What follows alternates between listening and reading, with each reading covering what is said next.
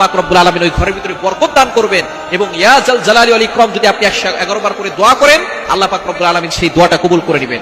অবশ্যই আপনি ওযু করে আমলটি করার চেষ্টা করবেন। ওযু করে আমল করলে এরপরে দুরূদ শরীফ পড়ে আমলটি করবেন। দুরূদ শরীফ প্রথমে 3 বার পড়বেন, শেষে 3 বার পড়বেন। দুরূদ শরীফ পড়ে যে আমল করা হয় সেই আমল আল্লাহ পাক রব্বুল আলামিন তাড়াতাড়ি কবুল করেন। অনেক সময় আমরা দোয়া করে দোয়া কবুল হচ্ছে না, দুরূদ শরীফ পড়ে দোয়া করবেন, আল্লাহ পাক রব্বুল আলামিন এই দোয়াটার সাথে সাথে 7 আসমান ভেদ করে আরশে আজিমে গিয়ে নক করবে। আর দুরূদ শরীফ না পড়লে সেটা মুআল্লাকুন পেইন্টিং অবস্থায় থাকে, ঝুলন্ত অবস্থায় থাকে। দুরূদ শরীফ পড়বেন, প্রতিটি আমলের শুরুতে দুরূদ শরীফ পড়ার চেষ্টা করবেন।